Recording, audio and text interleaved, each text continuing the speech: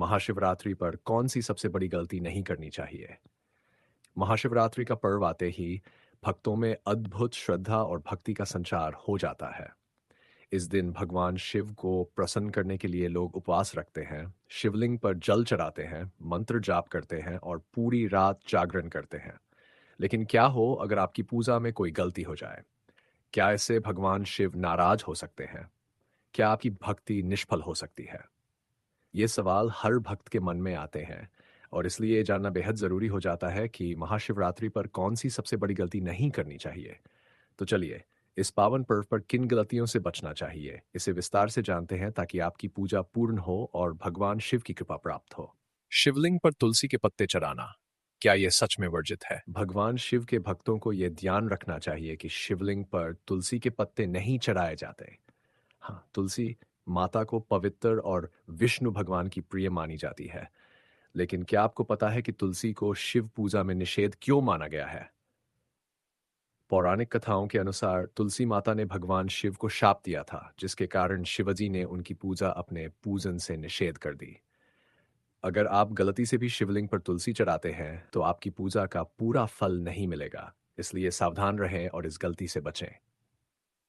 Stew, हल्दी और कुमकुम का प्रयोग शिवलिंग पर क्यों नहीं चढ़ाया जाता? हल्दी और कुमकुम सुहाग और सौभाग्य का प्रतीक होते हैं और इन्हें देवी पूजन में विशेष रूप से उपयोग किया जाता है। लेकिन क्या आप जानते हैं कि भगवान शिव वैराग्य के प्रतीक हैं और उनकी पूजा में हल्दी और कुमकुम का प्रयोग वर्जित है?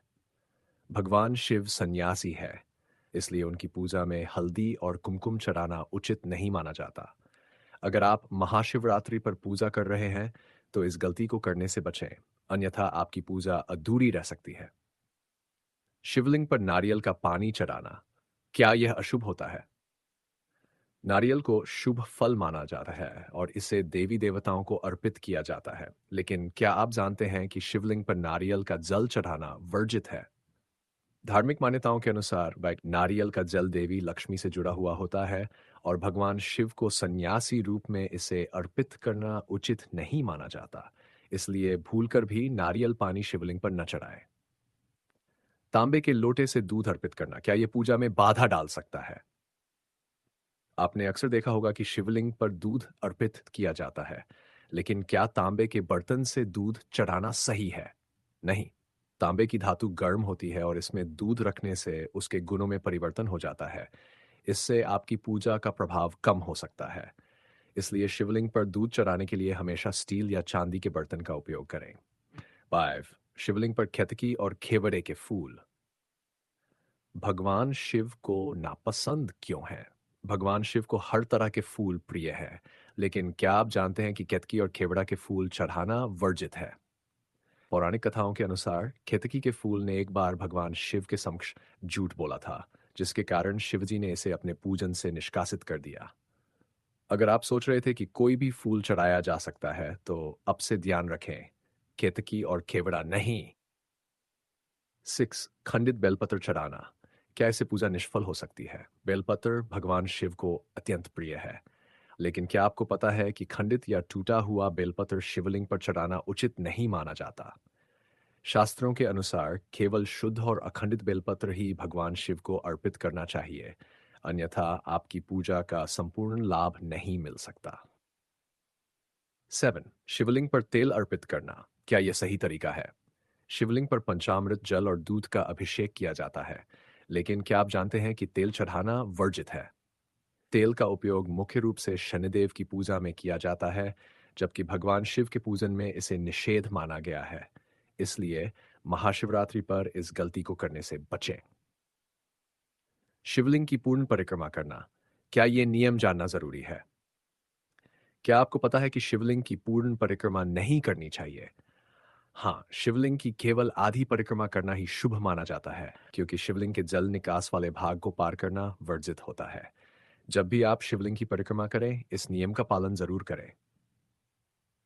मांसाहार और मद्यपान, क्या महाशिवरात्रि पर यह पाप माना जाता है? महाशिवरात्रि का उपवास केवल खान पान तक सीमित नहीं है, बल्कि मानसिक और आध्यात्मिक शुद्धि का प्रतीक भी है। इस दिन सात्विक भोजन करना चाहिए और मांसाहार मद्यपान तथा अन्य तामसिक पदार्थों का सेवन पूरी तरह से त्याग देना चाहिए। अगर आप सच में भगवान शिव की कृपा पाना चाहते हैं, तो इस गलती से बचें। डेथ शिवलिंग पर सिंदूर चढ़ाना, क्या इससे पूजा का प्रभाव कम हो जाता है? सिंदूर देवी शक्ति, सौभाग्य और सुहाग का प्रतीक है, लेकिन क्या इसे शिवलिंग पर चढ़ाना सही है? बिल्कुल नहीं।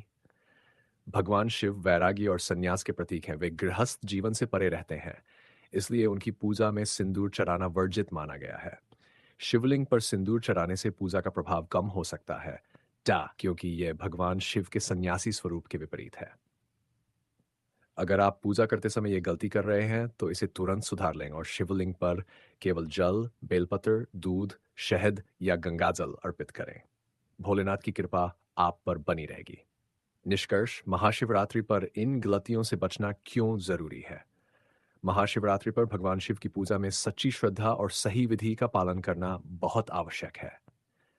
अगर आप चाहते हैं कि भगवान शिव की कृपा आप पर बनी रहे, तो इन गलतियों को करने से बचें।